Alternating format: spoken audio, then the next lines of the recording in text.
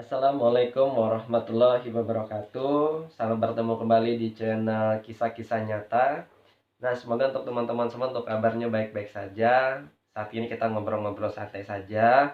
Saya akan membahas topik penting atau tidakkah sebuah asuransi. Nah, kalau kita membahas sebuah asuransi, mungkin banyak yang persepsi pro dan kontra ya. Ada yang penting ataupun ada yang bilang tidak ya. Buat apa ikut asuransi, kita hanya membayar saja, sedangkan kita posisinya masih muda, masih sehat, tidak perlu untuk ikut asuransi kesehatan, contohnya seperti itu ya. Nah, saat ini saya bahas mungkin contoh saja untuk asuransi kesehatan. Sebenarnya ini untuk global ya, untuk semua asuransi ya, bukan yang sifatnya ada unit link ataupun investasinya.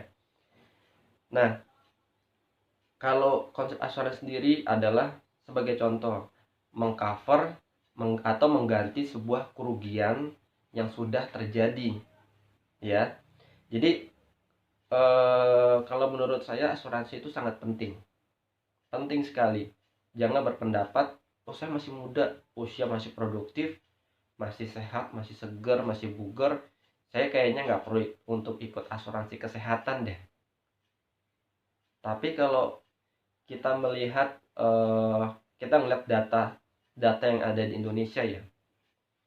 Di Indonesia itu banyak sekali sekarang usia muda, bahkan ada yang sudah terkena penyakit maaf ya, jantung, paru-paru, penyakit darah tinggi sudah ada, diabetes sudah ada, itu dari usia 35 tahun, dari usia dasar sampai dengan maksimal 35 tahun, usia-usia yang produktif dan usianya bisa dibilang masih bagus banget, masih segar-segarnya.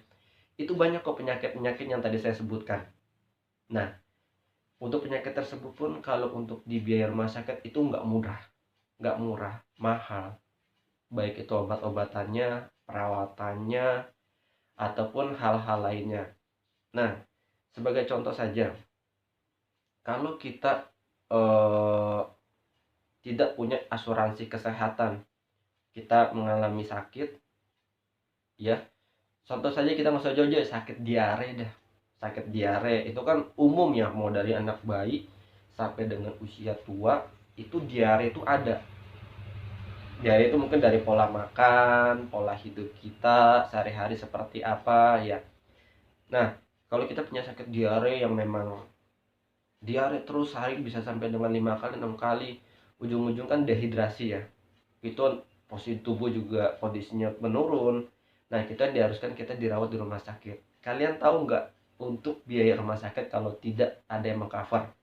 Nah, untuk biaya perawatan saja untuk kamarnya itu yang untuk kelas 3 atau kelas 3 lah contohnya lah. Yang satu ruangannya bisa diisi 6 orang. Nah, itu untuk biaya perharinya aja, kamarnya saja itu bisa sampai dengan 250.000 per hari. Itu kamar.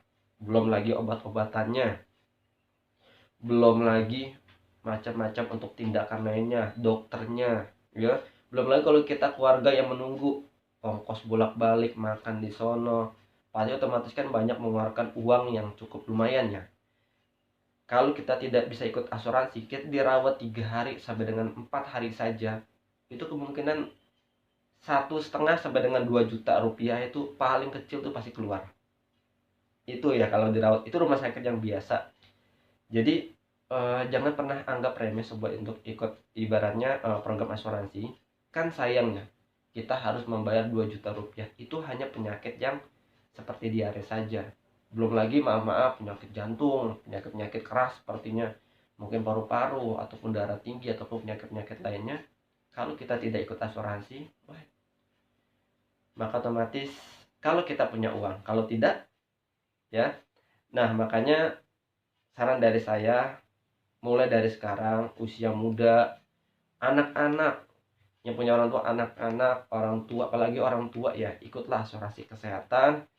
Biasanya ada asuransi kesehatan mencakup dari satu ya, kalau yang swasta ada kesehatan, ada kecelakaan, ada jiwa, ada juga yang pure asuransi kesehatan saja, nggak masalah. Yang terpenting untuk teman-teman semua sudah mengcover dirinya untuk jaga-jaga dari sesuatu yang tidak diinginkan.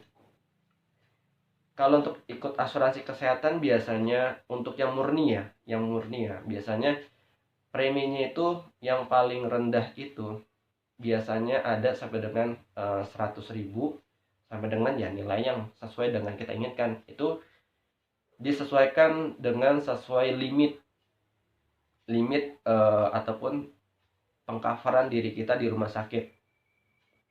Makanya teman-teman, mulai dari sekarang jaga-jaga untuk diri kita untuk ikut asuransi kesehatan. Minimal kalau tidak ikut asuransi kesehatan yang swasta, kita punya BPJS kesehatan, KIS ataupun sejenisnya.